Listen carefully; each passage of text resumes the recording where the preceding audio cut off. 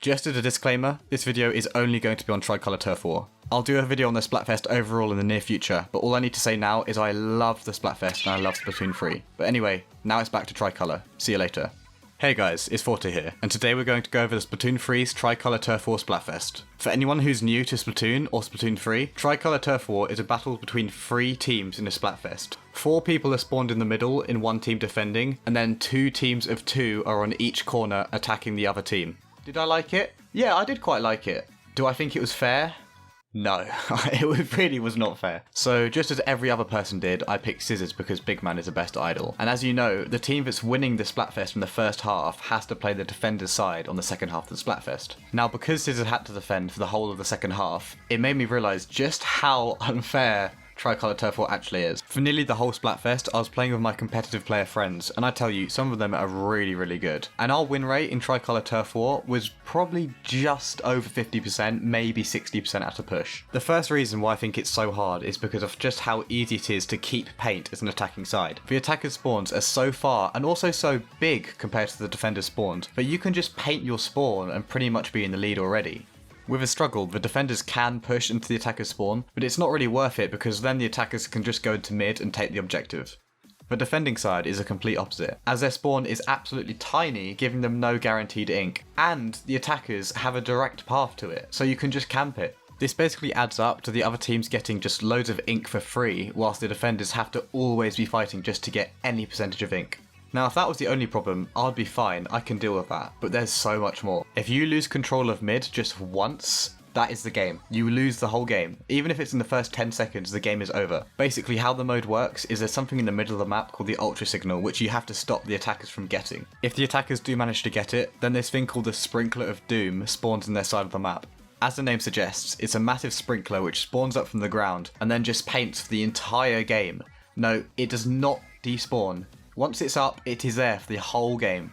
Oh yeah, and by the way, you can't destroy it, you can't cover it, you can't do anything. It's just there. Now against good opponents, if they get a sprinkler down, then I think it's pretty much game if they're good. Because you physically can't really push their court against good players anymore. I found that the best way to win the game was by going from each court back to the other one and then passing through the middle at the same time, which means you can stop people in the middle, but also keep them back at each side. Now if they have a sprinkler at one of the sides, then it's a lot harder to push back into their side, and it just gives them so much more turf control, and eventually it means you'll probably lose a fight. And that's another thing, if you lose a fight to someone, you probably lose the game as well. You pretty much have to win like nearly all your fights to win. Now I've said all these things, but there definitely are ways to win the game, and the first condition is that the other 2 teams don't just gang up on you and actually fight in a three-way fight. I can't tell you how many times I saw Rock and Paper fight over the ultra signal, which just led to them wiping each other's teams for us. When this happens a lot, it's actually really easy to win the game, but the problem is that's not in your control. You can't physically make that happen, you just have to get lucky. Now the other condition to winning the game is, if I'm being honest, just going against bad players, because there's a lot of them. Against bad players you can do so much more than you think you can. We sat on the snipe on Sturgeon Shipyard for like 2 minutes at a time, just waiting for people to swim up and killing them over and over again. The problem is, this once again is a luck thing, and it's nothing you can do. You can't control the players being bad. If you go against good players, you're kind of screwed.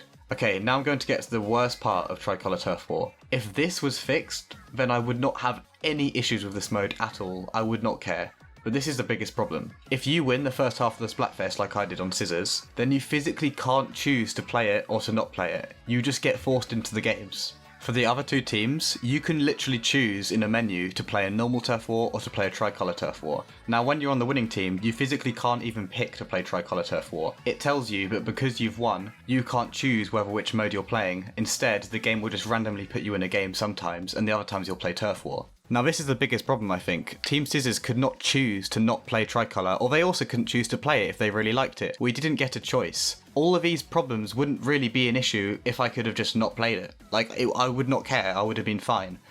So that's my biggest issue of the mode really. So I've said a lot of negative things, but now let's talk about the good stuff, because there is some good stuff in TriColor Turf War. When you win, it feels really good, because to win, you have to really pop off. There were some games where me and my team just didn't dive the whole thing, just constantly got splats, and it felt really good to win because it really feels like you earned it. Now obviously I can't 100% confirm this, but from what I've heard, playing on Team Paper or Rock is also really fun. I've heard a lot of people say that TriColor Turf War from the attacking side is actually really fun, really thought out, and really enjoyable, so I will take their word on that. As well as it feels really good on the attacking teams, it also just looks really good for everyone. I must admit, the mode is absolutely beautiful, and in nighttime when all the ink is really fluorescent, it looks amazing for the game. Now I've heard some people say that TriColor Turf War has ruined Splatfest for people, and to be honest with you, I don't agree. I do think that, although I'm not a big fan of the mode, it's not the end of the day really. In all honesty, as long as I'm playing with my friends during a Splatfest, I could be doing anything and I'd probably be having fun. It's just like a social event for me, and I really enjoy it. Plus, let's be honest, it's casual, it's not competitive, so as much as I can talk about, oh look, it's not very fair, well, does it matter if it's not very fair? I mean, a bit. It does matter a little bit, but it's not the end of the world if it's not that fair. I think with a few little tweaks, it could actually be a really fun mode. For example, I don't think the Sprinkler of Doom should just stay up for the entire game. I think that's so